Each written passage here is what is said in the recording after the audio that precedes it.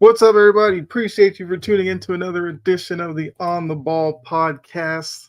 Hopefully, you're having a great day, and hopefully, with us, you have a better night. We're going to talk some.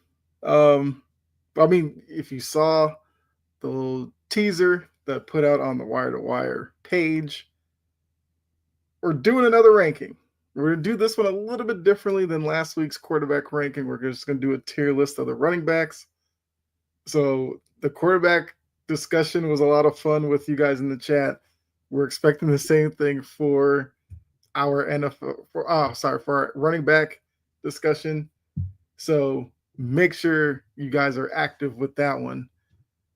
And we're also going to talk about kind of the state of sports media. I've been looking around like the past couple of days, and a lot of people have been talking about just what sports media is right now. And I feel like going to get into that with Brett here tonight as well. So before we even get into all that, Brett, not guarding the 2, guarding the 3. How are you doing? I'm doing great. Anytime I get the chance to talk sports, I love it. I'm ready to tear up some running backs, and I'm definitely ready to thrash on sports media a little bit. I love it. I mean, it's so easy to do because of kind of the current state. So, actually, before we get into that, I do want to talk about. I got it written down here. There was something. Oh, Sauce Gardner got a lucrative deal, making him the highest paid cornerback in the league. Would you happen to know who the second highest corner is? Is it Sertan? No, it's actually Derek Stingley Jr. Oh, right. He did get the. Okay. Yeah. So looking at Gardner, looking at Stingley, you're starting a team, you get one corner. Who would you take? Patrick Sertan. What's going on, Jory? Between those two? Yeah. It's tough because Sauce had the better rookie year, but I think Stingley was better last year. Mm-hmm. You know what? Might be unpopular, but going for it, I'll take Stingley. Okay. I only asked that because obviously we'll get to cornerbacks probably at some point here on the show, but it's so tough. Is Gardner the guy that should be the highest paid corner in the league right now? Should he be? You know what? He's played elite enough that we knew he was going to get top of the market money. Mm-hmm. So to me, it makes sense. Do I think he's necessarily the best quarterback in the league right now? No, but I do think he deserved his money. Good for him. Okay. I mean, look, I'm never one to, take money out of somebody's pocket. And when it comes to free agency and all that, it's all about the moment that you sign. They gave him the contract. Now he's gonna have to live up to it. I guess we'll see with Aaron Glenn if he can obviously bounce back, because last year he had a down year, like you said. What's going on, David? Watching from Cedar Hill, Texas. I feel like I haven't seen you in the chat in a little bit, but appreciate you coming through. Yeah, just want to start with that because that was a little bit of news that did break today, and I don't think it was too surprising because, like I said, Gardner does have the reputation of being one of the top corners. But I also agree with you. I would take Sertan over Gardner or Stingley, but I do like Stingley. I really do. I have to. I put the Texans as my fourth-rated defense. No, and that's fair enough. David. Oh, got Bella watching too. All right. Yeah, that was just a quick little, teaser to get us going. Let's get into the sports media talk because I'm like you. Any chance I get to kind of go at sports media, I love doing it. And a lot of the conversations I've seen obviously have come from the Fox Sports shakeup, which, if you haven't seen it, they basically gutted their lineup with Cowherd being left. First things first. That's what they're building their sports coverage over on Fox Sports around. And when you look at the shows that were cut, they were was it the I can't remember his last name, the David Duke from the lawsuit. It's like the shows that he created. They like asked them to kind of wipe their hands from it, which you would understand with the lawsuit pending and everything, like or ongoing or whatever. Then I'm seeing Trey Wingo, who used to work at ESPN, talking about how ESPN that he longs for the time where you could turn on ESPN and there was a good chance you didn't see Stephen A. or Pat McAfee on. So he's saying that ESPN has become too focused on those two personalities. He liked the days we would turn on you had Dan Patrick, you'd have Stuart Scott, RIP. You'd have um, Scott Van Pelt. Like you had multiple personalities on the network at different times of the day. You knew they were coming on. You were tuning in for them. Also, narrative based sports coverage versus you turn on Sports Center, you got guys analyzing actual action, actual highlights, and that was it. So, looking at the current state, do you kind of agree with a lot of the criticisms of it being so narrative and like politically charged or race charged or whatever you want to put it, instead of just this game happened, that's why it happened, break it down? Yes, absolutely. And it's unfortunate because it feels like it's such a layup. Like, hey, there's a game going on, talk about it. But no, we got to talk about everything else. And they have to focus on the same people and the same personalities. Like, I get it. Stephen A is a big name.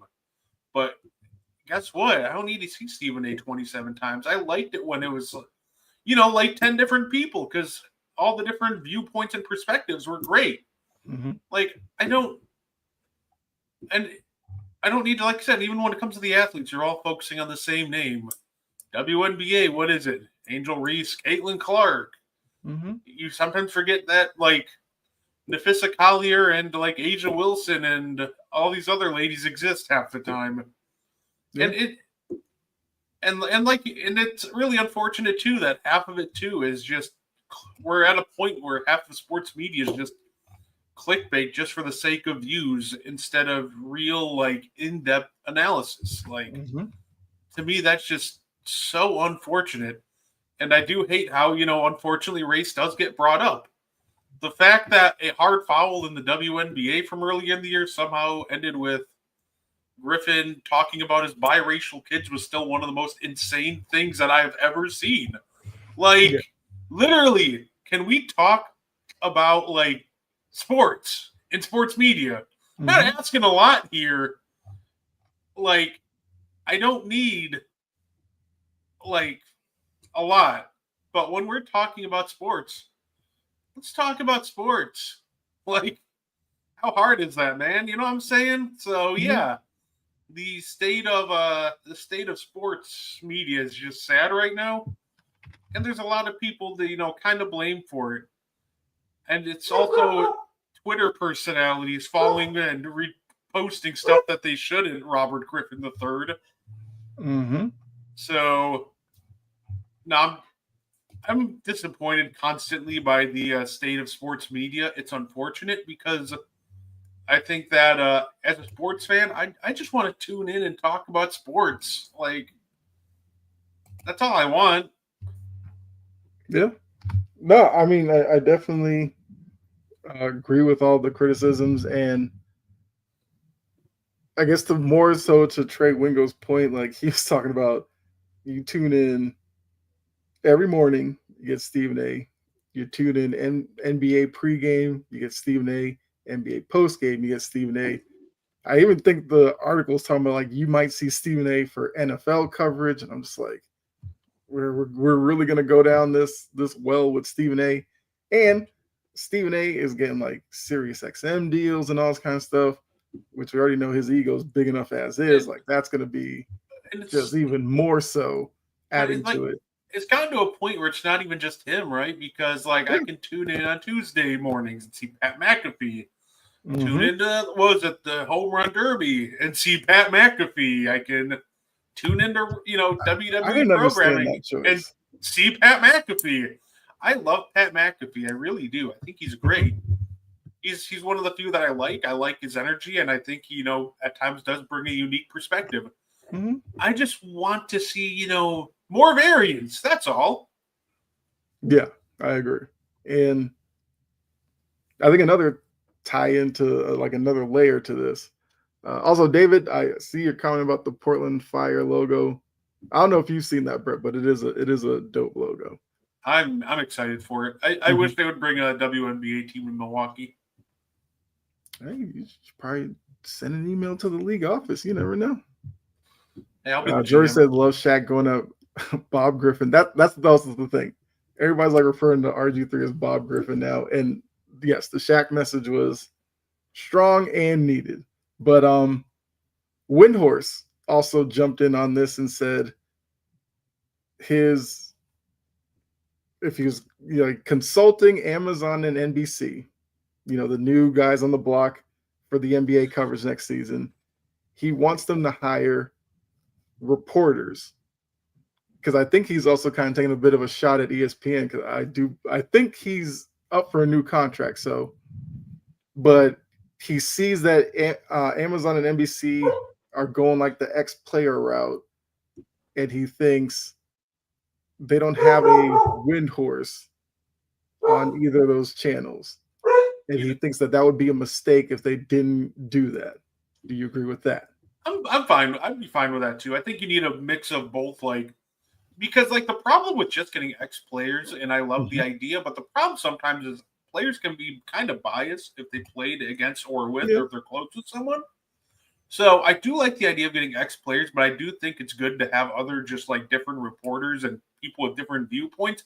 I love having ex players because they can bring such a unique perspective, but I do think it's also smart to bring in some non players, some people who watch the game from an outside lens to maybe give a different perspective and viewpoint. So I agree with what Wendy's saying. I think it's smart because like I said, I like ex players, but they can be a tad biased sometimes. Yeah. Um. Oh yes, I agree, and I do like the players that Amazon and NBC have brought in because I do think that they are more analytical than necessarily your. I don't know. I don't want to pick at him, but like your Rashad McCants types, the guys who just say stuff and you're like, are you sure you actually played the game? Like they brought in, Grant Hills and Vince Carter's guys who will break it down for you as a viewer. To me, as long as you're passionate about the game, I don't need hot take. I don't need Rashad McCants saying, "Get this, I could have scored 81 in a game." I don't need that. I watched Rashad McCants play. You weren't scoring 81 points in 3 games, nonetheless won. So I do that's why I do like the players that they've chosen though, because they're all players that seemingly have a strong passion for the game. And and the guys that we've really never seen even in the booth, like for example, a Dirk Nowitzki, he's just passionate, wants to talk about ball. He ain't there to spread clickbait, so I'm here for it. Yeah, sure. Talking about Gilbert, basically. Let's see. All right, so David has a quick question for you as a side note. What name would you give the Milwaukee WNBA team? So Milwaukee used to have a WNBA team actually, and I would be okay with just bringing that name back. It was the Milwaukee Doe. We had the Milwaukee Bucks and the Milwaukee Doe. So honestly, I would just love to pay homage to the ladies that we had playing here for a couple seasons back. I think it was in 79-ish. Mm-hmm. Correct me. Well, I would say correct me if I'm wrong, but yeah, I would honestly just love to see us bring back the Milwaukee Doe. Doe would actually be a really cool name. Because Portland's doing Fire, which off of the NBA team of Portland Blazers, so it definitely fits there. Yeah, Doe would be a nice one. I like that. Look, maybe when they're up for their next round of expansion, maybe they look at Milwaukee because they definitely are taking care of the Midwest and the North. Okay, David says Milwaukee Stars. The NHL team in that general area was what was it? we have the Minnesota Milwaukee. North Stars. We have the Milwaukee Admirals already for a hockey team. Valkyries and Warriors, yeah. Yeah, so I think I think if we did bring back a WNBA team, because like Jory just kind of pointed out there, it seems like they're just playing off like their NBA team, Blazers, Fire, Valkyrie, Warriors. So I think the next logical step, if they did bring something back to Milwaukee, would be Bucks, Doe. Yeah, that would work. Yeah, I guess getting back onto the topic, Fox Sports, like I said, kicked a lot of this off because of them kind of doing away with Hawks in the Dream. I don't know how that worked out, but you could probably say, of course, Atlanta would mess that up unless you dream of a Hawk, right? If you're dreaming about the Atlanta Hawks, I'm sorry. Yeah. But look at Fox Sports. Could they use this as an opportunity to kind of fix their programming? Because look, I mean, I do watch ESPN. The only real times I really watch Fox Sports, maybe for the herd, as long as Jason isn't hosting, because that guy I can't. And then first things first, I'll tune in a little bit. I do like Kevin Wildes and his ability to kind of poke at Broussard and Nick Wright. But outside of that, I wasn't really watching anything else on that network anyway. So would you like to see them bringing like fresh faces, or are you afraid they may like reshuffle the deck and you just see the same guys like with a new name of a show? I think it's a perfect time to bring in new faces, right? Because that's kind of what, at this point, it's kind of what we want. Like, let's get some fresh faces in there and, see what happens. And I agree with what Jory just said, by the way.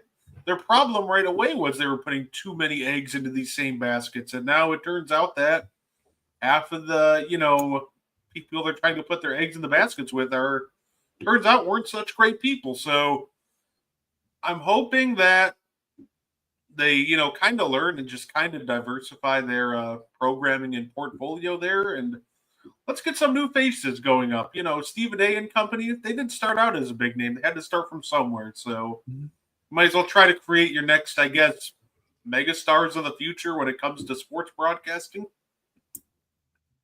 Yeah.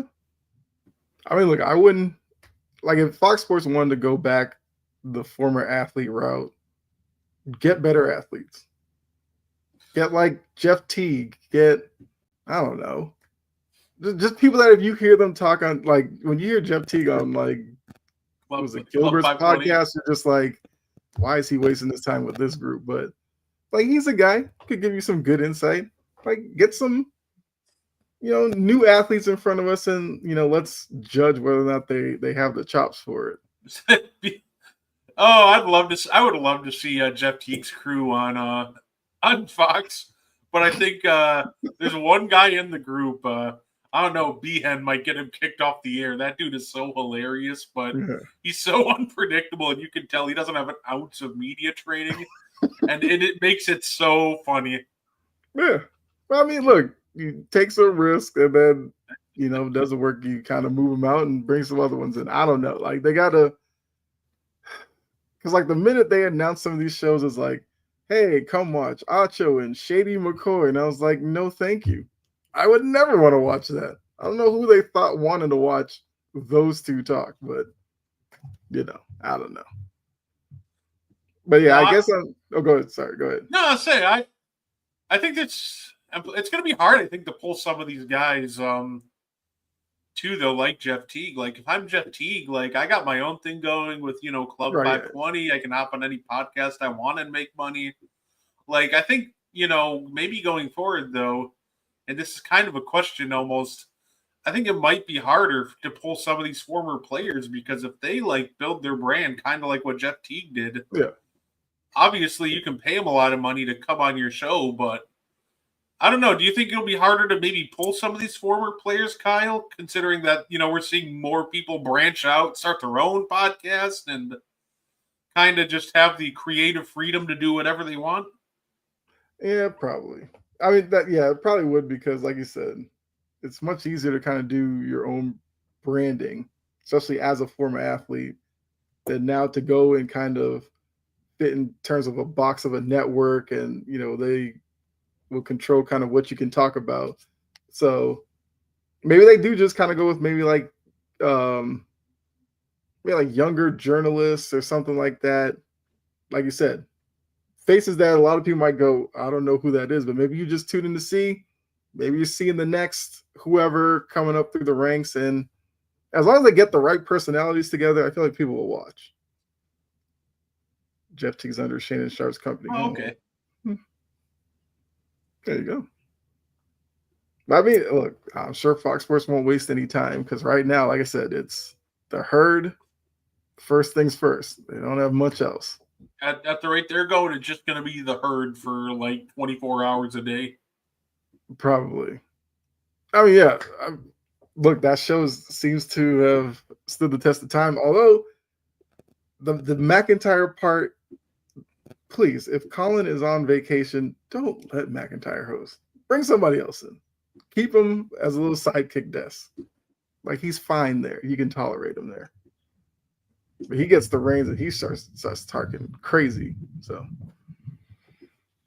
all right. Like I said, just wanted to talk about it because I see like a lot of people have been kind of upset with the direction of sports media, and like you said, and I would agree with, yeah, because I feel like they started catering to social media, and that's how we kind of ended up where we are. Because they were like, oh, more people are on social media. They're only looking for little clips anyway.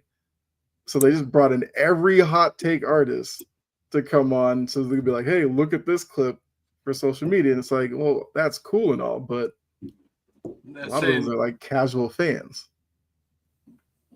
Yeah, watch Next Step for Fox. Yeah, new basketball show starring Gilbert Arenas and Rashad McCants. Not watching that ever. Right. Or like, come for the return of Skip Bayless. It's like, oh, just leave him in his house, please. Like, let him scream at his TV. Just leave him there. My favorite moments of watching guys like Gil and Rashad McCants is always like when they have somebody on the show that just straight up like suns them, and it's so funny. Yes. Like when Rashad McCants goes, man, I was supposed to be the second option after, Al Jefferson left, and I was going to average 25 a game. And DeMarcus Cousins just goes, you know I played against you, right? Yeah. Have you roll. Yeah, him or Kenyon Martin. Kenyon Martin loved doing that too.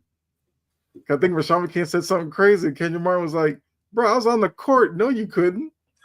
And McCants would just be like, oh, okay. It's just like, yeah. Like, that works. If you get a guy like McCants, you need to have somebody who's willing to just tear them down at the expense of our laughter. No, absolutely. I think the best was when Tony Allen literally ended his show because Rashad McCants said, get this, I scored 14 and a quarter. If you, over the next 4, I could have scored 81. He goes, what 81? Kobe's 81. Boy, that's out the mud. Right. Well, look, we'll see the direction that Fox Sports goes in. I'm sure whenever they announce some new shows or whatever, might talk about it on here, especially depending on who they pick to do them. But yeah. I think hard enough to bring us politics and sports into Damien, that might have been the weirdest thing I've ever seen. I don't know if you saw it, Brett, so the Club World Cup ended this past weekend. And normally, with it being a soccer tournament, the commissioner, or like the FIFA commissioner, I guess in this case, kind of brings the trophy up. The players take them and they celebrate with it. Or as the players are actually walking up to the stage, they get like a medal or whatever, and then they stand there and celebrate with the trophy. Well, the president was in attendance. He found himself down on the field for the end game festivities. He's up on the stage. They hand the players a trophy. He's just standing there in the middle of it, like celebrating with them. And the players are looking over at him like, is he going to leave? Like, what is he doing? and I think he pocketed a medal and took with him. That is bizarre. I've never heard of anything like that. And they're talking to Chelsea players after the game. They're like, we knew he might have been in attendance, but we didn't know why he was actually up there with us. Like, we were just looking around like, is someone going to do something about this? Like, it's, yeah. So, Damien, yes, it was absolutely embarrassing, but can we expect anything else? Like, so, yeah, that it was just so sad. Like, the camera caught him too. He like held the medal, he like folded it up, and he just put it in his pocket and just walked off. And I'm like, he's probably gonna tell, some people like, oh yeah, I scored the winning goal, and they're gonna be like, no, you didn't. He's like, I got the medal to prove it. Like, I don't it's just, yeah. I mean, to go with your other point, Amy, I mean, sometimes politics in sports, I guess it does work. The lines can cross a little bit, but I think where a lot of viewers are getting annoyed with it is the forcing of it and like just living in that realm just for the engagement and the, fury that it can kind of start up. So at the end of the day, like there's a time and a place where at times it will cross, like you were just mentioning with the World Cup and with, the president being there and doing what he did on stage, like taking a medal. But like the problem is half the time they'll start bringing it up in the most bizarre like situations where it's just completely uncalled for or just kind of force issues on air. Mm-hmm. So I think if they're on the rare moments that they do cross, it's fine. But I think the problem half the time with politics and sports is a lot of these, now analysts will just, bring it up kind of out of the blue, and it just won't make any sense or related to sports at all. Yeah. Oh, yeah. Yes, that's the other part, Damon. I forgot. Yeah.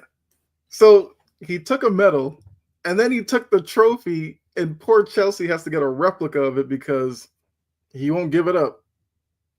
Which I'm like, if he wants the trophy so bad, then he can go pay for a replica for himself. Like, how does he get the real one? And the players who actually went through the tournament and won it have to take a replica with them.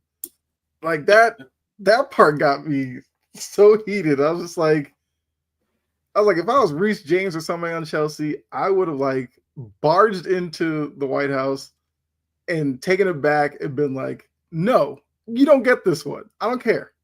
I mean, they probably would have, had to get past armed guards and everything, but it is what it is. Basically, he stole a medal and the trophy. That is wild to me. That is wild. What is going on with Jalen Hurts' discourse? He lacks aura. Apparently. See, I'm starting to think Jalen Hurts is. I think you mentioned this like last week or something. Jalen Hurts is NFL Tatum.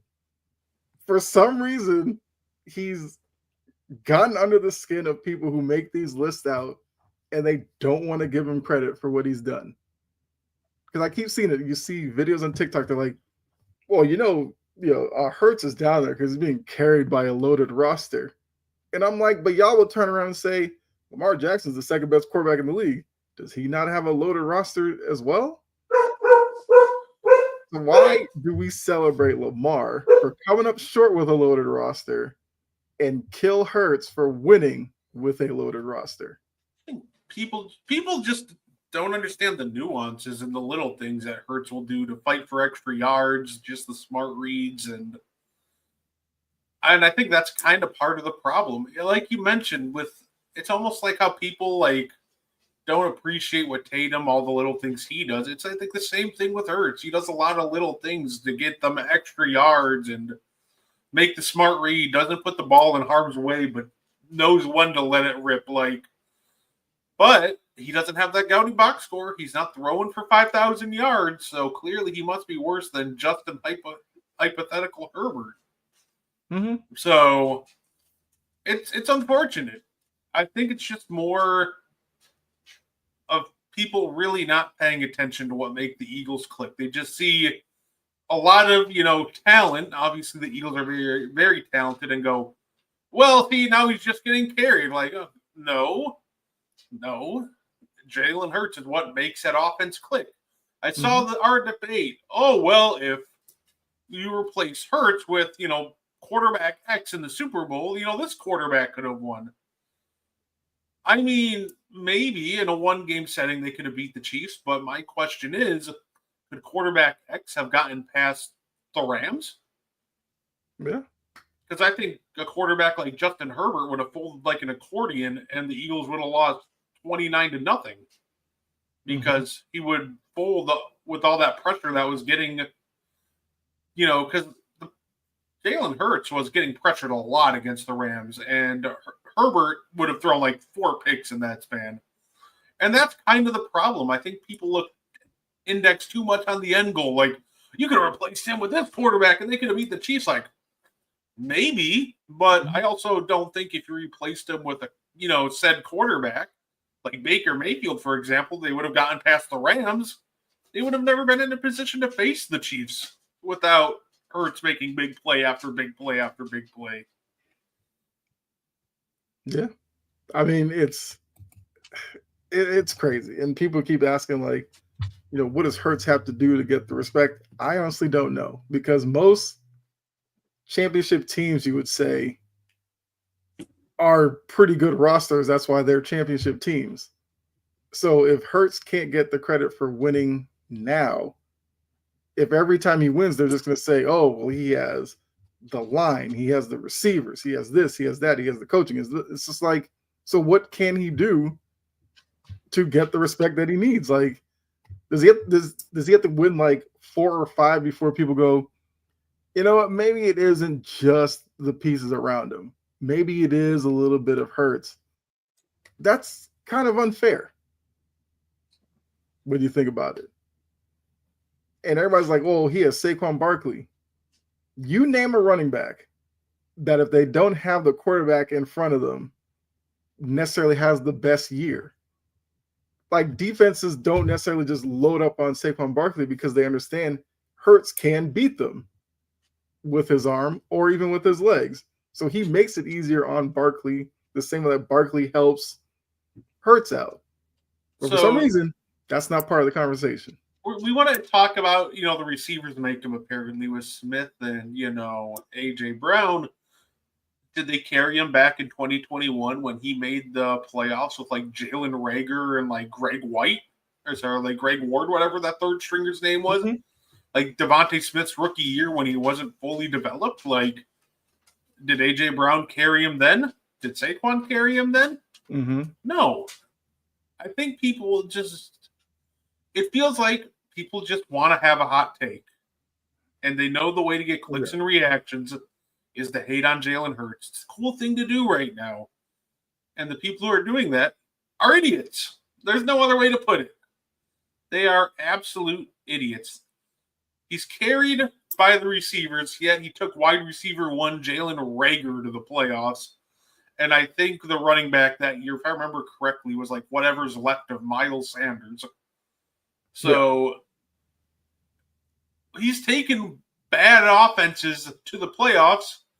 I think the following year, before they, really put emphasis on, the defense, he took like a bad Eagles defense to the playoffs before. And that might have been that year or the year after, but they re-emphasized the defense. But I think one year he took them to the playoffs, they were really bad, if I remember correctly. And that's kind of like whatever situation you throw Jalen Hurts in, he just thrives. And people just refuse to acknowledge that. Mm-hmm.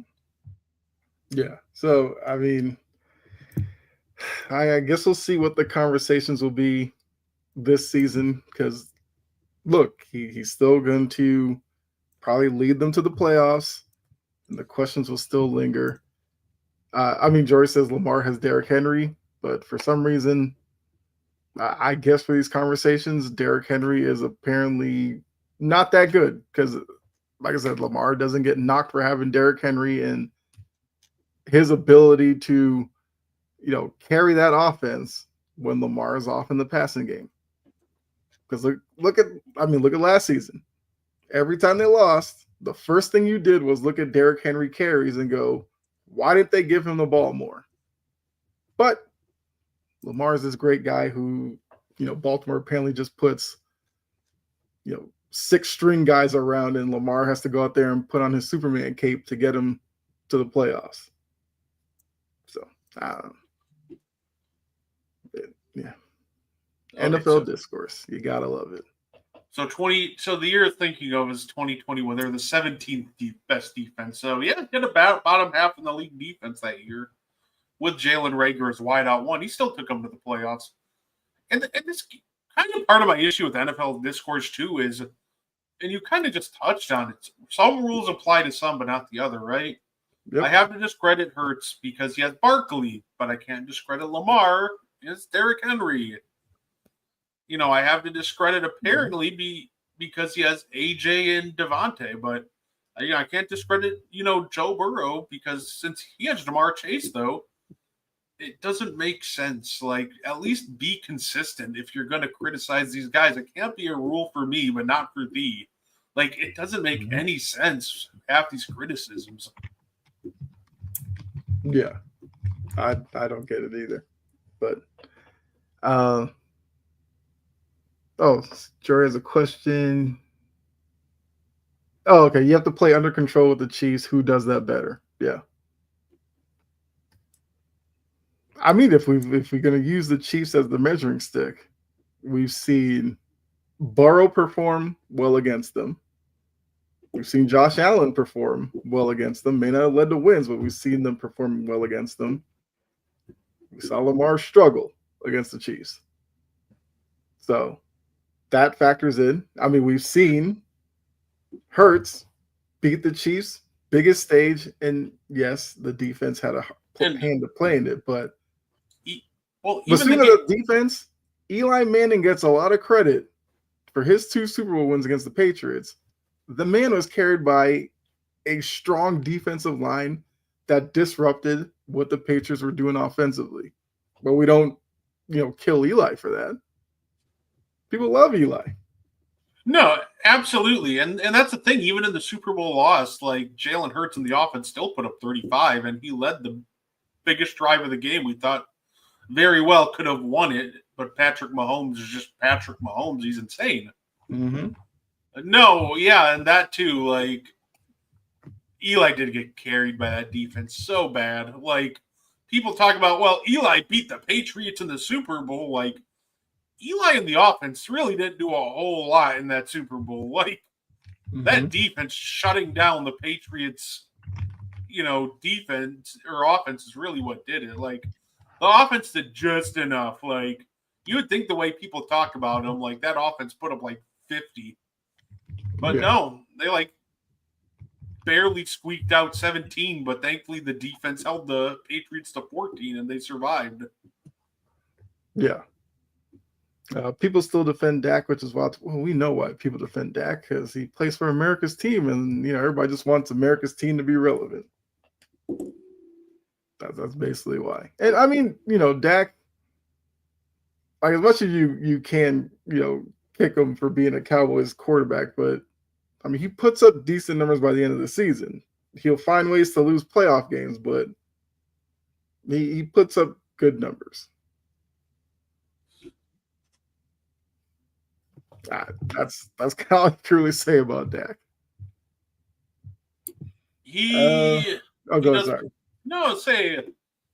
I mean, Dak is a very good quarterback. He just has a ceiling. Like, it's not a Super Bowl ceiling, and that's kind of the problem you run into with Dak Prescott.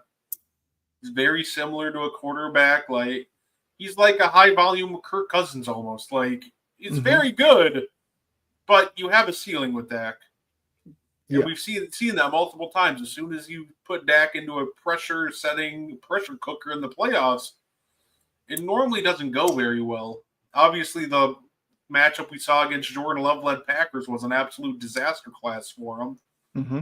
But honestly, it's wild because also we can't fully blame like Dak too, and that's where it gets hard. Like, I think people, as much as they defend Dak, I still think he's over-criticized. Because they'll be like, oh, Dak lost the game. Like, well, for example, let's talk about, like, if we bring up the Jordan Love Packers game. Correct. Like, Dak played awful, but that defense couldn't stop a nosebleed either. Like, Dak wasn't great last year, but I think if I handed, you the ball, Kyle, you could have ran for 100 yards against that Cowboys run defense last year. So, like, it's weird in the sense that he's like in the spot where he's like over criticized. At times he's over criticized, but sometimes he gets too much criticism. And it's a weird spot that Dak's in. I mean, I feel like that's what the star in the helmet kind of does for you. Because of, like I said, the drought with the Cowboys. They're constantly hoping somebody can get them over it. And Dak just happens to be the newest guy at the helm. Look, I mean, Romo, same thing. Now, Romo, I probably would say, wasn't the quarterback that Dak is, but it always seemed like when the Cowboys lost in the playoffs, like people came down on Romo so much harder than maybe they needed to. And yes, he did it to himself sometimes. The fumbled was an extra point snap, and then he tries to run it in and he gets tripped up. Like, yeah, that's where you can kill him. But there were other games that he performed well enough. Oh, Des didn't catch it. Yeah, and Cowboys fans will still talk about that because that might be the closest they might come to getting back to the glory days. I don't know. At least the way that they're going, and with Jerry running the show. But I think that might be the biggest problem in Dallas half the time. It's Jerry Jones. He likes hiring, and it's the coaching hire. It's like he likes to hire these coaches that'll be like yes men almost. Like, you need a strong individual to be a championship level coach, and him like, yeah, you know what, we need Mike McCarthy. Like, nobody needs Mike McCarthy in 2020. Like, I promise you. And now they just hired Schottenheimer. Brian Schottenheimer. Yep. You're just like, you had a whole coaching search just to hire Brian Schottenheimer? Like, the Jason Garrett years, like. Yeah. Right. It just feels like he hasn't really hired like an actual legitimate, like, strong coach since, Johnson. And ironically, that was the last time they won a Super Bowl. Yep. Yeah. That's the Cowboys for you. Maybe Jerry should just come down and coach. He's probably thought about it. Probably has. But then he probably goes, well, I can't wear the suits and I can't sit up in the box and all that. And he's probably like, I don't want to deal with it. Oh, fair enough. Plus, he would install some, like, 50s offense. He's bringing back the wishbone. Right. Like, random when I played, and players are like, yeah, you played in what, like the 40s? Like, what are you talking about? Oh, man. All right, so I think let's get into the tier list, because it'll probably take some time. I'll have some good discussions about it. So if you missed it last week, Brett and I did the quarterbacks. We went 32-1 starting quarterbacks. We ranked them all. I believe it is up on the Wire to Wire page. So if you need to go back and look at it, it's up there. So tonight we decided to go with running backs. We're going to do a little differently. We're not going to sit here and rank them 32-1, because to be honest with you, looking at the running backs, it kind of hurt my head trying to place them all. Instead, we're going to do a tier ranking system with them. I feel like it'll be a little easier, and we do want your input in the chat as we go through this. So I'll share the screen really quickly. Share screen. Where is it? Bam. There we go. So the way I have it set up, just created 4 tiers. I didn't give them any creative name. I couldn't think of anything on the fly. And we're just going to go left to right, both rows, and rank them as they come up. And I have I have like the depth chart and everything up. So need a reminder of who the running backs are. I got you covered. So obviously top tier, your elite running backs, Fourth tier, the not so elite. And then in between, we'll see. If we need another tier, I'll add one. If not, cool. So first up, got the LA Rams. LA Rams are led by, obviously, Kyron Williams. You also have Blake Corum as his backup. We'll probably just look at the top two running backs and kind of put them. Jory, absolutely. And look, if we were doing this on a Friday, I would have consulted you for the category names. After we're done, I can rename them and post it. But yeah, so start with Kyron Williams and Blake Corum.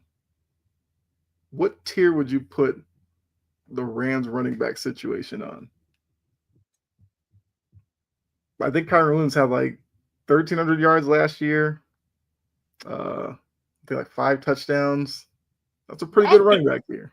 I was going to say, actually, they were really impressive last year, the whole running back situation in the Rams. I think a fair ranking for those two, I'd almost put them in the probably, honestly, I'd put them in second tier. That's kind of where I was going. Like, Kyron Williams may not get talked about a lot, but he's productive when he's on the field. And obviously, when they give him the ball, like he gets you yards. So I think second tier would be a good place to start with them. I think the Rams, like you said, just have a great running back room where they don't get talked about a lot, but they get the job done. They produce. So right, because McVay and Stafford get a lot of the attention, but Kyron Williams takes a lot of pressure off of Stafford. And look, we might get some moving around as we start placing these. All right, next up we have the Cleveland Browns, where no Nick Chubb anymore.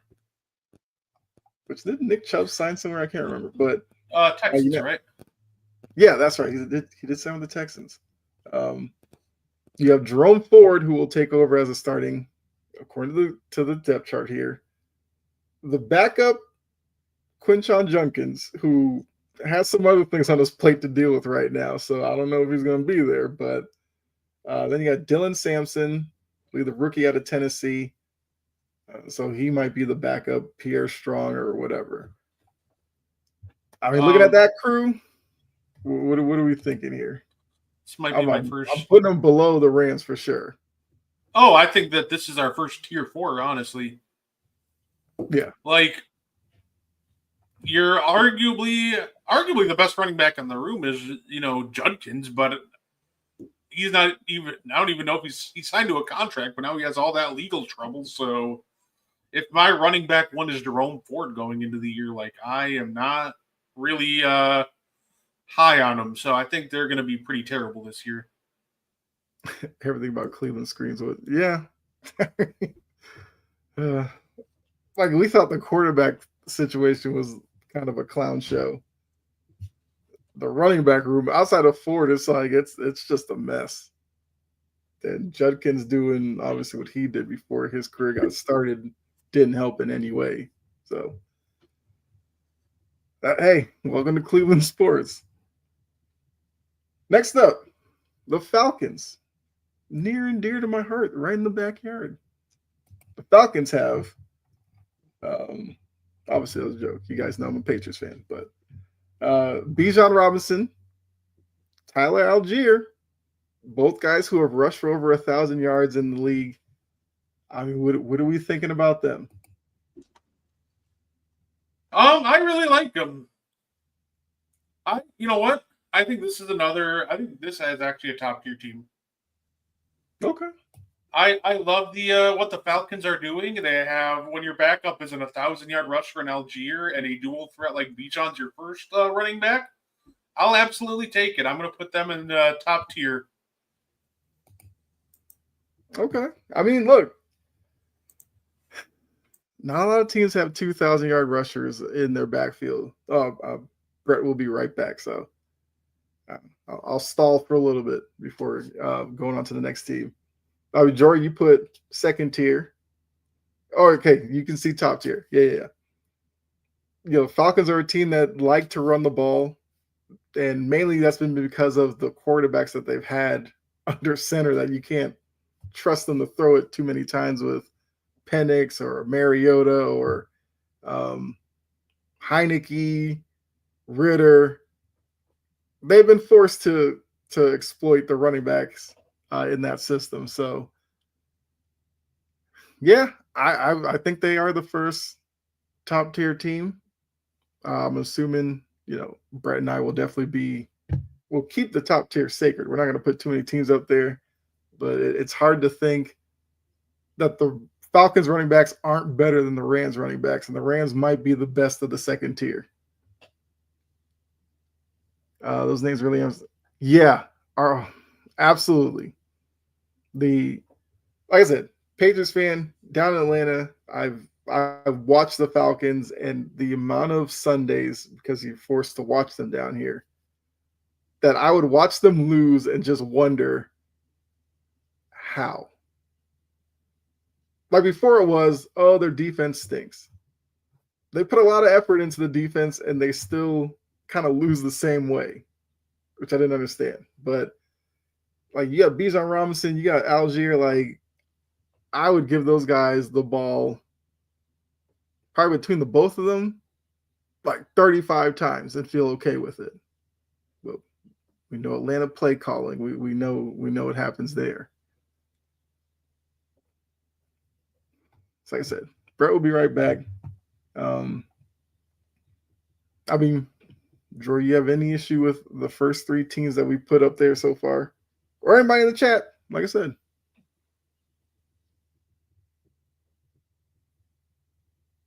Because I was going to look to you guys to let us know. Probably give us a letter grade at the end. Morris and Fontenot better pray these moves work out. Yeah, and I have no issue. Okay. Yeah, Morris and Fontenot. Now, Raheem Morris, if the defense slips, he better get pretty antsy. And for Fontenot, the maneuvering in the first round, getting two pass rushers, better hope they don't turn into Vic Beasley's where they don't produce.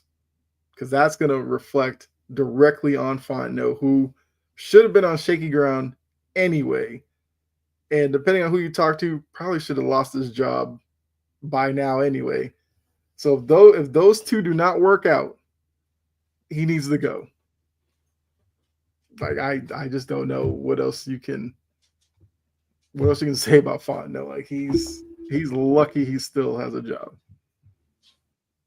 All right, Brett, you are back. Next team up, Jim Harbaugh's Chargers, who have Omarion Hampton, who they just drafted this year out of North Carolina. They have 3 yards in a cloud of dust, Najee Harris. Hassan Haskins out of Tennessee. Some other Jared Patterson's actually in that running back room as well. Patterson was a pretty good running back in college. So how are we looking at this Chargers group? Coming off the year, they had Dobbins and Gus Edwards. Now you got Omarion Hampton and Najee Harris. I would actually, ironically, didn't mean to put one in each tier, but I think this is like a tier 3 running back group. I think there's enough upside with Amari and Hampton to keep them out of tier 4. Mm-hmm. But that being said, he hasn't taken a single snap yet. And Najee Harris is not somebody that I've ever really been totally moved by. Mm-hmm. I just think there's really not a lot of big play potential with him. But at the end of the day, I think that Harbaugh will always coach these guys like above their skill level. So I think that name value and like thinking right now that this is a tier 3 running back group, but I wouldn't be shocked if the Chargers had him playing closer to a tier 2 running back group. Oh, that's fair. And look, for all we know, Harris might be your short yardage goal line type guy because I mean the thing that's kind of hurt him when he was in Pittsburgh was he doesn't have that breakaway speed. So as Jory says, Haskins is better than Najee. Then Haskins maybe gets to share the workload with Hampton, and like I said, Harris is just short yardage guy. But yeah, I think we're looking good so far. One in each tier. Got balance there. All right, next up, San Francisco 49ers, who still have Christian McCaffrey coming back from injury, though. They have Isaac Guerrero, who had some good games last season, and some others, James Jordan, Patrick Taylor. But looking at Guerrero and McCaffrey, how are we looking? Because not top tier, even though I think McCaffrey a couple of years ago you probably would have put them up there, but coming off the injuries, I think they probably don't go up in that group. Is this a second tier for you? This is definitely this is a second tier running back group with the potential to be top tier, but top tier is just Christian McCaffrey being healthy. And I don't see it. So I think between McCaffrey and Guerrero, even like a limited McCaffrey, that's still a second tier group to me. That's a very good running back group. Okay. Like I said, I definitely agree. And because of McCaffrey's injury history and everything, obviously getting older, I think there's a little bit of hesitation as to whether or not he can get back to the level he was a couple of years ago. So yeah, like I said, second tier that could play their way to a top tier. Well, look, McCaffrey goes down, maybe they drop down as a third tier team. So I think second tier works putting them there right now. Carolina Panthers. Chuba Hubbard.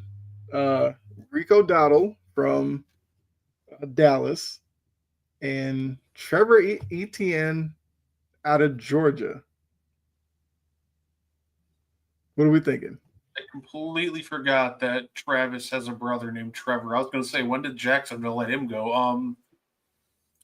I think this is a tier 3 running back group. I think they got a lot of solid names that'll give them a good amount of production. But I think that the challenge is at the end of the day, I like Chuba Hubbard, but the other two I'm definitely not that high on.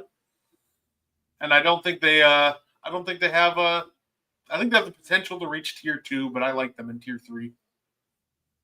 Okay.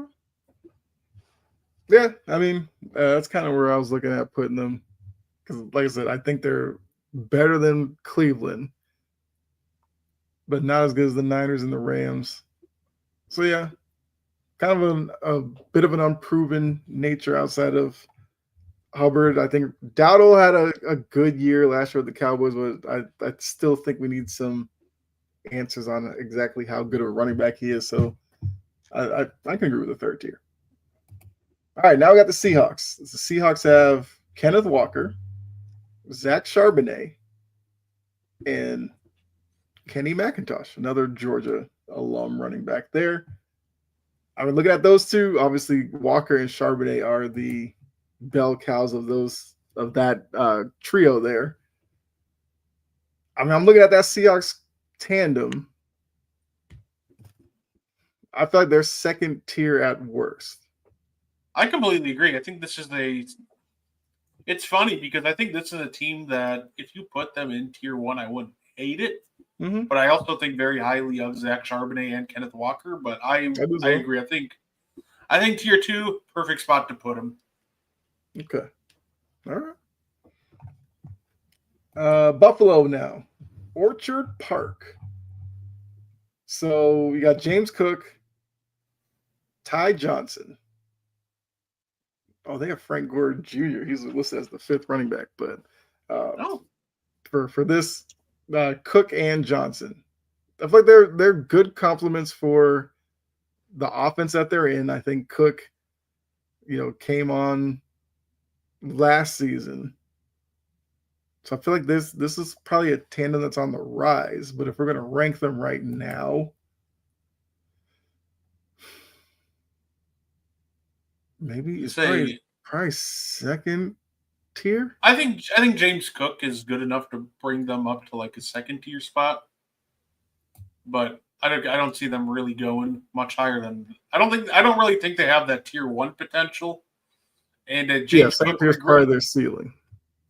I think they could actually regress into tier 3 more likely than hop into tier 1. But I'll give them the benefit of the doubt. James Cook had a good year last year, and he's still young. Yeah. All right, here we go. This is your team, Green Bay Packers. And we're looking at Josh Jacobs, former Raider running back. Their second running back they have listed as Marshawn Lloyd. And they got Emmanuel Wilson. But between Jacobs and Lloyd, where would you put them? Oh, I think Josh Jacobs alone is almost just pretty good enough to carry them into like tier 1. But you know what? I'm going to be fair. I'm going to let Kyle put them wherever he thinks they should go because I might be a little biased, but I think that when you have a top 5 running back that Josh Jacobs have proved, not only can he get it done on the ground, but he was also equally devastating in the air, and Marshawn Lloyd's a solid receiving complimentary back. I think that Jacobs alone is good enough to take him into tier 1. I think Lloyd's just kind of the cherry on top.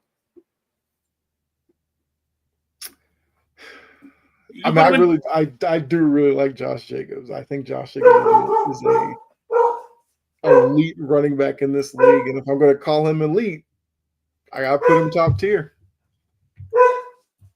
And that's kind of what I'm thinking. Like, I think Josh Jacobs alone puts this room in the top tier, and whatever you get out of names like, Marshawn Lloyd, like, cherry on top. Love it. All right. The Saints. Wish we had Will in the chat for this one. I got Alvin Kamara. Yeah. Kendre Miller. They have Clyde Edwards-Helaire. Huh. They have Cam Akers too. They just have all the names, huh? You know what? I'm gonna try to make Will proud here. I know what he'll say. I feel like I know what he'd say. Put him in 5th tier. This room is hot garbage. I'm sorry. Like, your best receiver, your best running back is a 30-year-old Alvin Kamara, whose body just doesn't seem to be able to hold up throughout a regular season anymore. So I think he still has talent, but this is just a really bad running back room, and I don't think they're going up anytime soon. So I guess to spare Will, we'll put him 4th tier. We won't create a new tier for them because then new tier just might be excluding them from the party. We'll put them in the 4th tier with the Browns. Which, I mean, I don't know. Browns fans might feel disrespected that they're sharing a tier with the Saints, but they should get a better running back. I don't know. I mean, I don't know to tell Browns fans. Yeah. So if we had to, we'd put an asterisk on the Saints. Like, you're lucky we didn't create another floor because you'd definitely go down. It's funny because Saints probably don't even have the worst running back room in the league. I think that's coming up though. Yes. Absolutely. The Raiders are next. Pete Carroll rebuilding the team slowly. They went out and got Ashton Genty, prize running back of the draft. Yeah, Raheem Mostert, who has injury issues, but is a very productive running back when he's on the field. So, only because we haven't seen Genty actually take a snap in the NFL, so we don't know how dominant he's going to be. I guess with the potential of what he could be, would you put him 3rd tier? If Genty plays to his potential, they're going to be a top tier running back room. But as of right now, I think that it's fair to put him in 3rd tier. Okay. I don't know what Ashton Genty is. And the problem is, I don't know what he's going to be because this is going to be he's going to go against loaded boxes right away because there's no weapons on the Raiders that really threaten you outside of Brock Bowers. Yeah, outside of Bowers, yeah. And Michael Mayer. They have 2 tight ends that can threaten you, but after that, Jacoby Myers, wide receiver 1 in the Big 25 is just the most laughable thing I've heard in a while. Yeah, I mean, yeah. Myers is a chain mover, but he's not really going to. The Raiders to me are the down the field. Yeah, the Raiders to me are the most interesting one because Ashton Genty, if he plays how he should, they're going to be a top tier running back room. along with Pete Carroll devising the schemes. Mm-hmm. But again, like he's going to be coming into his rookie year against loaded boxes, and I don't know how that's going to look. So, yeah, okay. Agree on the third tier. All right, now we got the Cowboys, Jerryland, and with the Cowboys, they're looking at a running back group of Javonte Williams, who they got from Denver, Miles Sanders, who we talked about when we were talking about the Eagles, now in his next stop in Dallas after the year in Carolina where he was kind of non-existent. So looking at those two, they had Deuce Vaughn as well as part of the running back room who they drafted. That was it last season. It's a yeah. new running back group, so they got that going for him. But like, I don't know, Javonte Williams had a good year with Denver. Like I said, Miles Sanders had a terrible year in Carolina. I need to put them in the same tier as like I put the Saints in like tier 5, except they might be a tier worse than what that. Like, I'm sorry, that is just bad. Like you're running Javonte Williams and Miles Sanders in 2025. I am not sold on that. I think that this is a tier 4 running back group. Okay. Hey, Cowboys fans might get on us about that, but I'm not gonna disagree. Like if I'm looking at that running back crew, I'm just like, Dak, you better throw for a lot of yards. Let me put it this way: the Cowboys might not have a top 32 running back on their roster. Like that's fair. And that's being nice about it. Like, yeah, Williams will put up numbers because he's going to get the volume, but does that necessarily mean he's going to be a great running back? Like, not necessarily. Right. Yeah. I mean, look, like I said, I'm right there with you. The minute I saw Cowboys coming up, I immediately thought bottom tier running game. And that's kind of been the Cowboys' issue for a few years now. It's a big problem with Dak. His best years were in the beginning when they had Zeke and a good running game, but now he doesn't, and everything's kind of on him. Yep, exactly. All right, the Bears are up next, and let's see, second year with DeAndre Swift from the Eagles. They got Roschon Johnson, who they drafted, was that last year, 2 years ago, out of Texas. That's their 1-2 punch. I've liked those two, good compliments for what probably Ben Johnson's going to want to try to do. I actually like this running back room that the Bears have. I'm just debating if they're. I almost want to put them in tier 3, but I think they have tier 2 potential. Okay, yeah, I was kind of there with them as well, 2 or 3. Like I like DeAndre Swift.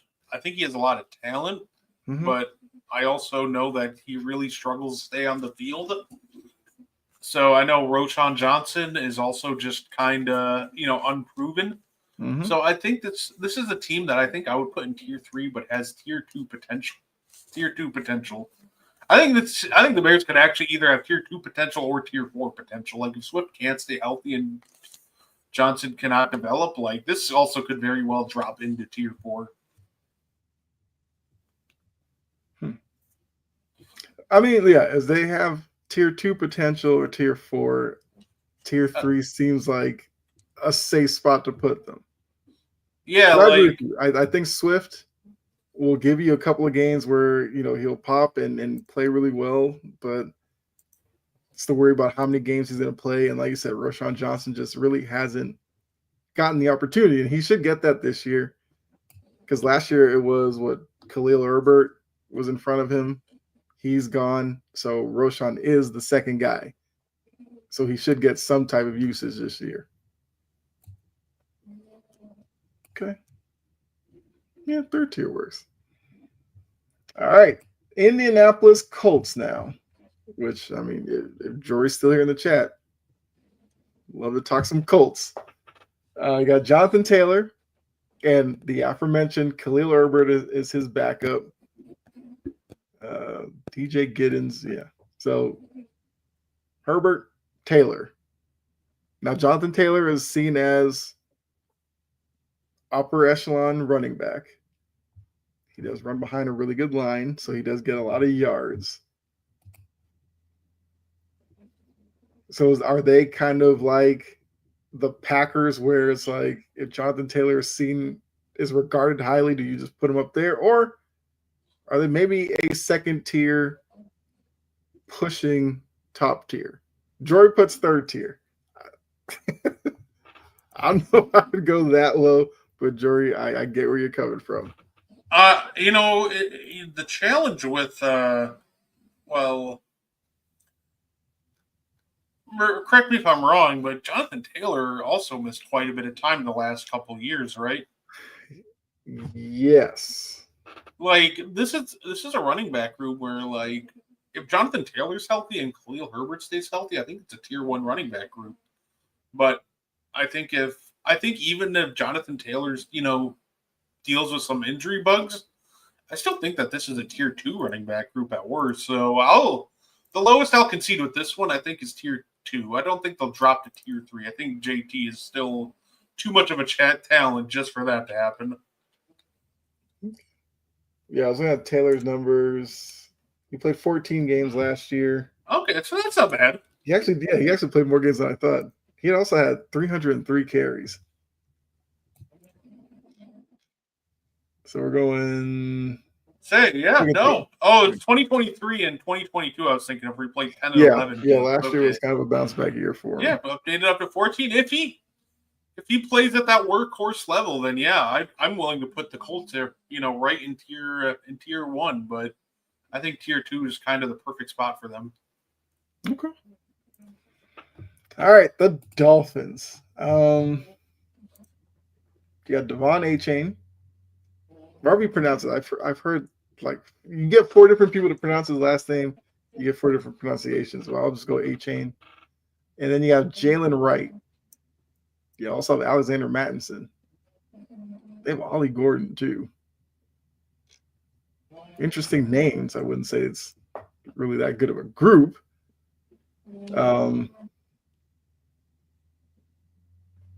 Is that tier 3? I think it's tier 3. I think Achane is explosive, but if you bottle him up, he isn't really going to get you those extra yards. So I think that's a tier 3. I feel like Achane is a complimentary back. Like how they had it with Mostert. Mostert and Achane worked together. Now with Mostert gone, I think they're going to probably push a lot more on Achane, and I don't know if he's that type of back. So that's why I thought third tier right away. You know what's funny? The team I keep looking at right now, though, that we already have ranked are the Buffalo Bills. Like, to me, they're like a top tier run game. Are we adding in Josh Allen's rushing capabilities into this, or is it just running backs? I think we'll keep it to just the running backs. So if you throw in Josh Allen, then yeah, you'd put them. I keep looking at that like this is like a team that was the third best rushing offense, but I also acknowledge that a lot of that has to do with the legs of Josh Allen. Okay. Mm-hmm. I just wanted to clarify because it kept bothering me. Like I said, at the end, if we need to shift some around, we definitely can. And if we need to have a conversation about a team, we can definitely do that. I mean, look, because I do really like James Cook. And yeah, like I said, we'll save for the end. No, fair enough. So next up, got my Patriots. Got Ramondre Stevenson. Slim down Ramondre Stevenson. Okay. Travion Henderson, who they do have to sign, but we'll go with him. And Antonio Gibson are the 3 they'll use the most. So if I'm looking at that group, I feel like new offense, the potential is there to probably be a second tier. I would be comfortable if you wanted to put them third tier. I do like Ramondre Stevenson. Who did you say the backup was? Well, Travion Henderson and Antonio Gibson, because they're going to use all 3 of them. I think to me it hit me off as like a tier 3 running back group that has the potential to be a tier 2 running back group. I don't think they'll be any worse than tier 3, but I also think that I don't know. I'm not sold on, Antonio Gibson and the backups in, 2025. And while I think Ramondre Stevenson's a great, and you can correct me if I'm wrong, but he's a great, physical running back. Mm-hmm. Say, probably leaves a little to be desired in the pass game. So, right, yeah, pass game they will use Gibson and Henderson more. Ramondre can't catch a screen pass for sure, but you'd rather use his energy just pounding the rock and bowling over guys. So third tier. All right. So next up, we got the Detroit Lions. We obviously know that Jahmyr Gibbs is their lead back, but they could have maybe the best backup in David Montgomery behind him.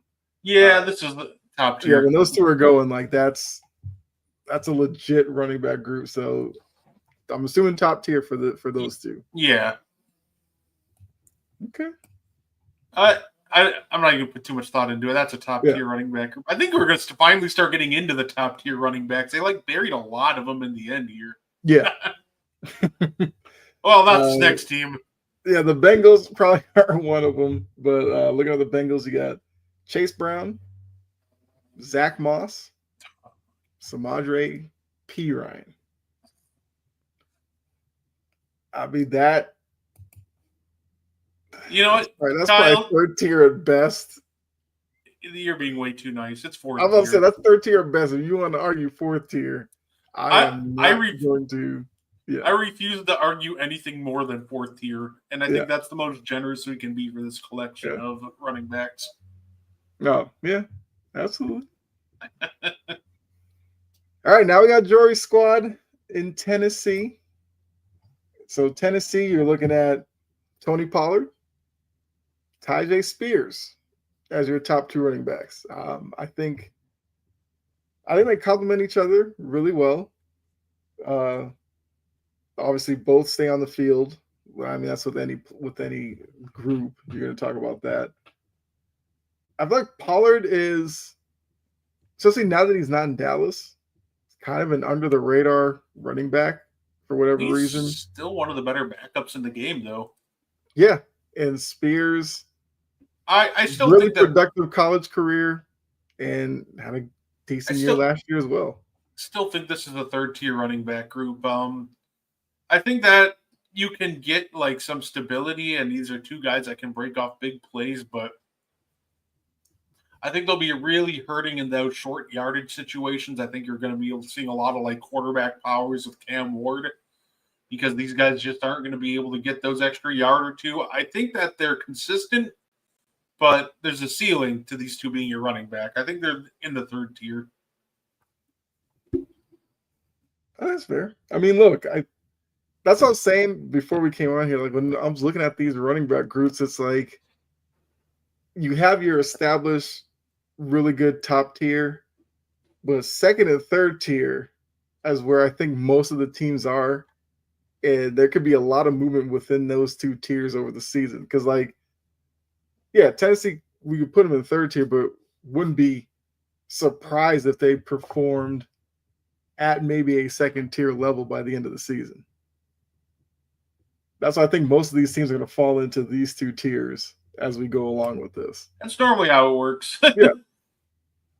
Because, you look at this fourth tier, it's these teams seem like they're, leaps and bounds better than these four. Right.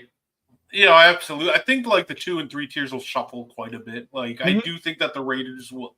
I almost think at the end I'll probably argue to reshuffle the Raiders up to tier 2, because I think Genty will produce. But I think there's some. Yeah, I think they're going to see a lot of movement in these two tiers. Mm-hmm. All right. So now we got. All right, so we got the Philadelphia Eagles, which, obviously you're dealing with Saquon Barkley, A.J. Dillon, who you know really well. Will Shipley's there. Okay. So between Dillon and Barkley, I mean, I'm assuming this is top tier because of Barkley. And A.J. Dillon is a really good backup as well. Yeah, I'm saying top tier. If you want to make the argument for second tier, knock yourself out. But I think they're just top tier. No, I'm right there with you. All right, Jacksonville, where we have Travis Etienne and Tank Bigsby. I mean, Etienne kind of fell off last year. I was surprised to see how bad he's gotten. I mean, kind this of screams fourth tier. kind of fell off is like the nicest thing that you could say about BTN. I don't think there's any kind of about it. That man just face dived off a cliff last year. I It was was such a not fan of his pretty. at Clemson. I don't know what happened to him. Yeah, I don't think that this is any better than a fourth tier running game. It was not good. Yeah. All right. Uh, the Broncos now, where they got J.K. Dobbins from the Chargers. He's now the lead back in Denver. After that, R.J. Harvey, was it Audric Estime, Jaleel McLaughlin? Yeah, not the best group there.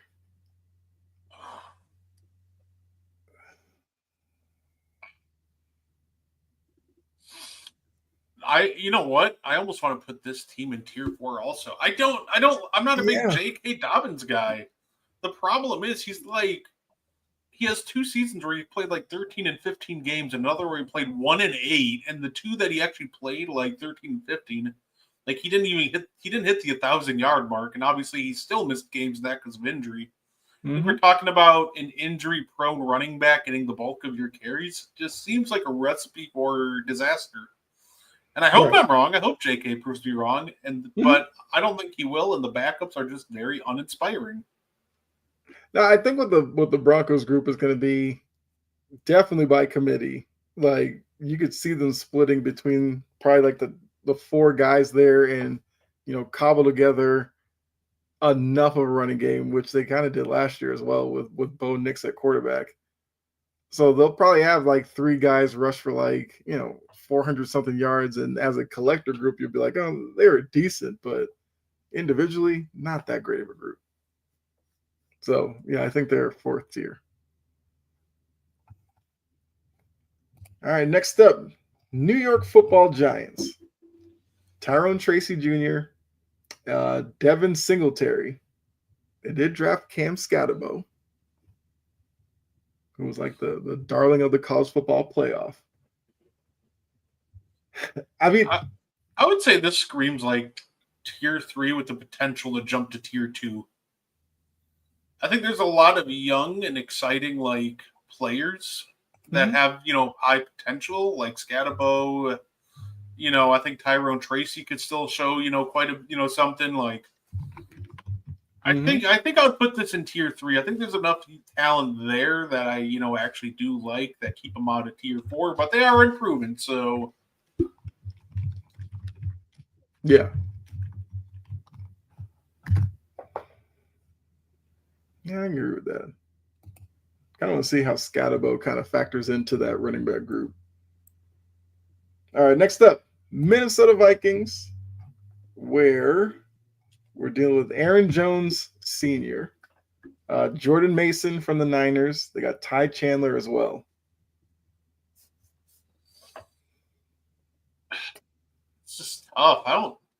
I know we'll look at name value and be like, Aaron Jones. I do like Aaron Jones, but he's getting older. Mm-hmm. He has a bit of an injury history. I'm going to give him the respect that I think he deserves. I'll still put them in tier 2. Okay. Say plus I was Jordan. think, I was thinking tier 3, but Say I don't think Jordan Mason's a bad backup to have either. So that's if you want to put him in tier 3, that's fine. They're like right on the border to me. Like you can go either way. If Aaron Jones stays healthy, I think it's tier 2. mm-hmm. But obviously, if he battles injuries, then yeah, this is a tier 3 running back group. So I can go either way with 2 or 3. I'm just going to lean on I'm going to give my guy the benefit of the doubt. I still love Aaron from his time in Green Bay. So I'll say tier 2. Okay.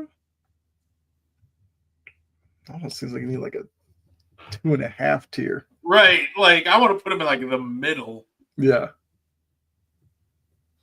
Look, maybe at the end we'll add that 2.5 tier because, yeah, we'll think about that. All right, the Cardinals are up next. James Conner and Trey Benson are your top 2 running backs. Conner sneakily puts up, I guess, good numbers when he's on the field. That's why I almost want to put him at tier 2. Like, he was balling last year. Like, back-to-back 1,000-yard seasons with the Cardinals. Like, I almost really do want to put him in tier 2. He's been doing great, but he is starting to hit that, year 30. Mm-hmm. He's turning 30 this year, so there's a risk of regression. But the last 2 years, over 1,000 yards, 7 and 8 touchdowns in each year. So that's just a fantastic running back right there. Yeah, I can go tier 2 with them.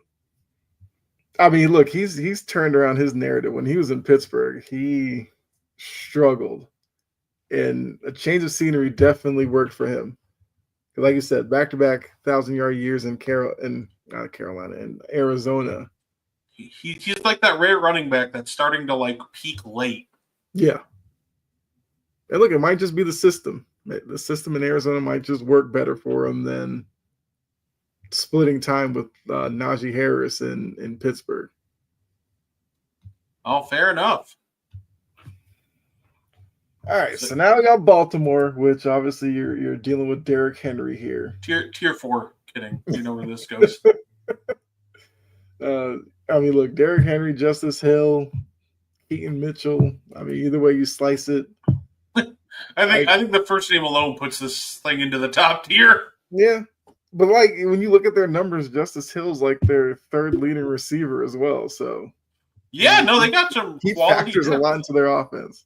Yeah, they got some quality depth there. So yeah, well, put him tier 1. Like, mark this down, people. I'm giving the Ravens some credit. They got a good running back room. Kansas City. I feel like this one's an interesting one. Because you got Isaiah Pacheco, obviously. You got Kareem Hunt. And even Elijah Mitchell from San Francisco in that running back room.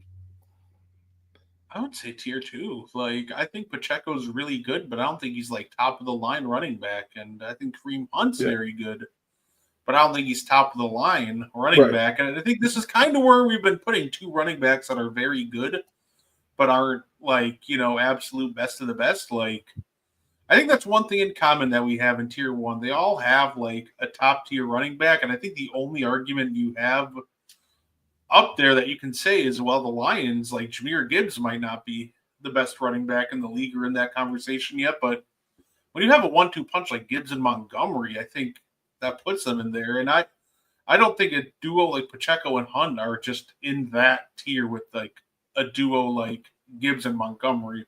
Still a very good duo. Mm-hmm. No, yeah. I mean, like I said, I agree. Because Pacheco and Hunt, for what they're asked to do in Kansas City, are really good at it.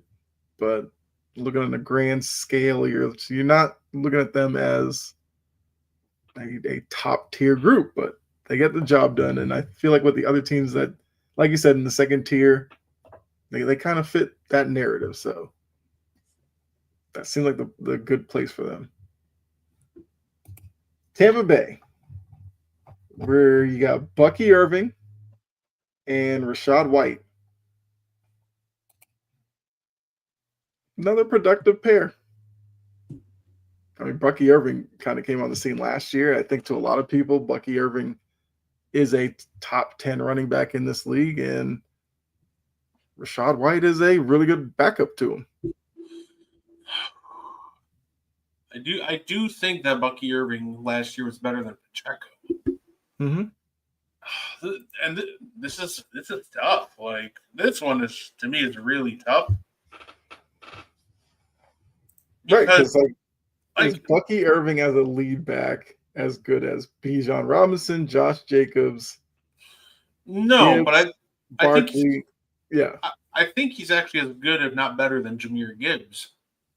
I think the question is like where you scale White as a backup, because I think if you To put scale him on. White as a good enough backup, like is White in a David Montgomery tier as a running back? Because I think you could. This feels like how we just said we need to make it tier 2.5. This feels like a tier 1.5. Like Yeah. Yeah, I I'm think we're gonna have to make some mid tiers. So we'll put I him at 2 right now. I'm And willing to then like. I think ironically, I think that duo is a tier 1 like top tier running back duo, but I can also easily convince myself that they're a tier 2 running back duo. But you know what? Fortune favors the bold. I'll say they're top tier, but we can throw them in the second tier for now. okay. All right. So the Jets. Jets looking at Brees Hall, Braylon Allen. Tier Well, 3. they did draft Donovan Edwards. I'm interested to see what he does there. But Brees Hall, Braylon Allen, rough year last year, but what wasn't rough in with the Jets last year? But before that, Brees Hall was seen as a good young running back. So I guess it's more so, do we believe he gets back to that level, or I don't know. I think it's Not with tier. Justin Fields, obviously. I think it's tier 3. It's really tough when it comes to predicting Brees coming off the injury that he had, and now like say what you want about Aaron Rodgers, but at the end of the day, you downgraded quarterbacks, and the wide receiver 2 options in New York look bleak. Mm-hmm. So teams are going to pretty much load the box and bracket Garrett Wilson, and I think that's going to be the challenge. I think that Brees still potentially has the talent to be an 1,000-yard back, but we didn't really see much of it last year, so I'll put him in tier 3. Yeah, I agree. All right, got 3 teams left. Got the Steelers with Jalen Warren, see Caleb Johnson, Kenneth Gainwell, Cordero Patterson. They have a lot of guys there. So I guess we'll look at Warren and they have Caleb Johnson listed as a second running back, and Kenneth Gainwell is number 3. I mean, that's third at best. Where are you thinking? I don't think that this is a great running back room. I don't think so either. Was it starting running back again? You said Kenneth Gainwell and who? Starting running back is Jalen Warren. Oh, tier 4. I do not like this. Okay. Yeah, they're bottom tier. All right, Washington, the Commanders. Good season last year behind obviously Jaden Daniels, but they had Brian Robinson Jr., Austin Eckler, who's still at the advanced age. He's still producing in this league. Jeremy McNichols, but looking at Eckler and Robinson Jr. Oh, it's gonna be what the funny part is? This is gonna be another room where. Do I think? See, what's tough about the Commanders is, I think they're gonna have a really good run game again. They had a really good run game last year.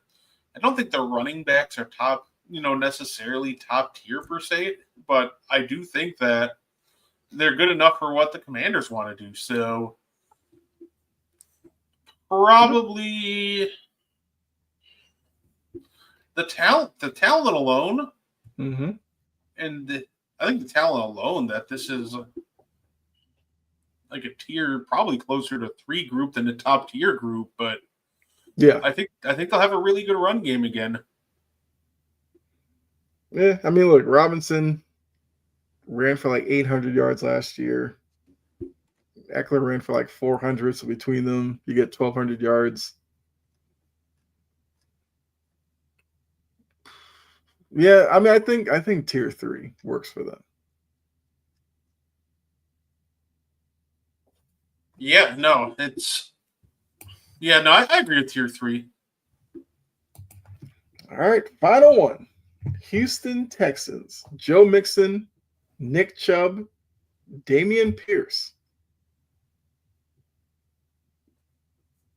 I Nick thought the Chubb and potential's Damian there. Pierce. Oh, this is potential's there. I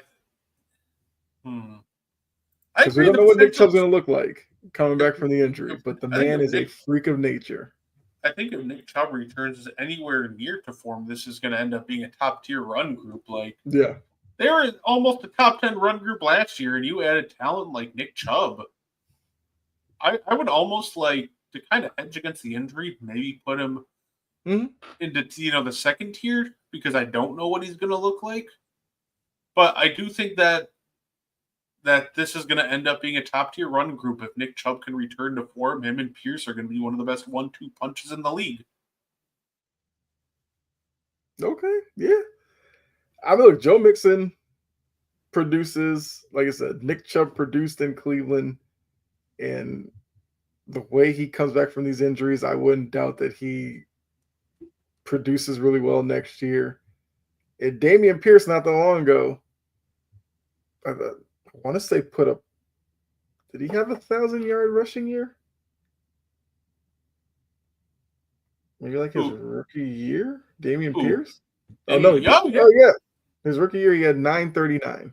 You say he's very close. He was very good. Yeah, I think even if like Chubb doesn't actually, no, I'm comfortable putting him top tier. Even if Chubb doesn't come back full health, like just between Mixon and Pierce alone, that's very good. And then whatever Nick Chubb gets you, just kind of icing on the cake. Yeah. Okay, so that's our tier list there. Now, I guess I need to decide: do we need to put in the half tiers, or like we okay with this? I'm okay with it. Like the only teams that like I'm looking at, like okay, maybe we should move them up are like the Raiders, maybe the tier 2. Okay. Maybe like the Bill. Like I said, the Bills are interesting because Cook's really good and it is always a top tier running offense, but that also is a lot on Josh Allen running. But I think that also takes away from Cook. Like I think we could very well put the I think the Bills could very well be a top tier offense, but I'm cool with keeping them at number 2 for now. Yeah. So I mean, James Cook back-to-back 1,000-yard rushing seasons. Yeah, say like if we want to move the Bills up one and the Raiders up one, like I'd be cool with that. But I think that's really the only two teams right now that 16 touchdowns last season. Yeah, no, it's like I said, if you want to move the Bills and Raiders up one, like those are the two that I'm really looking at. Otherwise, I think we did good. I did not know he had that many touchdowns. I almost feel like you have to move him up. Yeah, like I said, I very much co-sign that.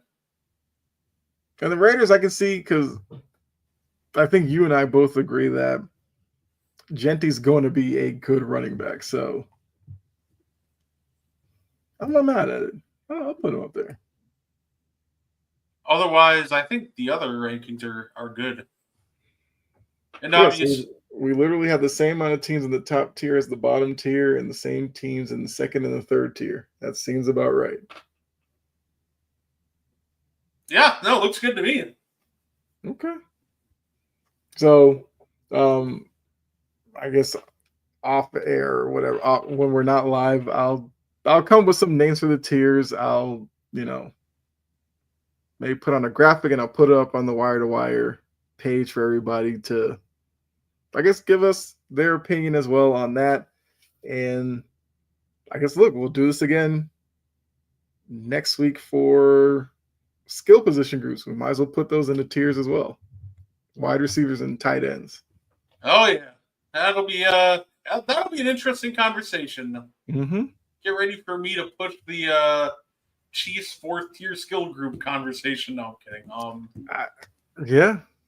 Chiefs are closer to 3rd tier skill group though than a tier 1 skill group for sure. Yeah. So we'll definitely do that. And like I said, we'll revisit the quarterbacks and put them into tiers as well. But yeah, I feel like these have been kind of fun going forward, getting us ready for the NFL season. I think is it 8 weeks out from the season now at this point? Yeah, we're getting there. Yeah.